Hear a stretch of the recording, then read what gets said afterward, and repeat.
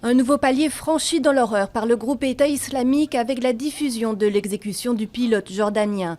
Le jeune pilote, capturé fin décembre, a été brûlé vif dans une cage. En réaction, la Jordanie a promis une réponse terrible et exécuté à l'aube de djihadistes.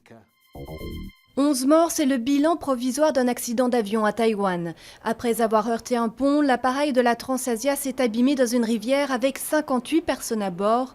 Une opération était en cours pour tenter de sauver les passagers pris au piège. 3 militaires attaqués à Nice alors qu'ils étaient en faction devant un centre communautaire juif.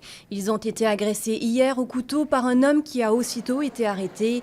L'agresseur avait été refoulé la semaine dernière de Turquie. Il avait ensuite été entendu par la DGSI.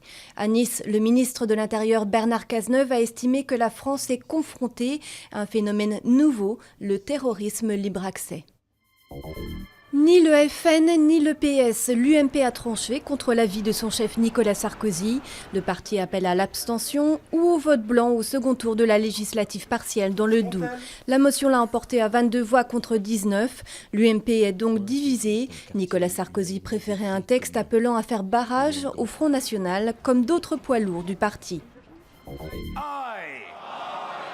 Faire un bébé à 3 par an, ce sera désormais possible outre-Manche. Les députés britanniques ont donné leur feu vert à la conception de bébés à partir de 3 ADN différents, une technique destinée à éviter la transmission de maladies graves, mais qui est controversée. Le Royaume-Uni est le premier pays à autoriser ce procédé.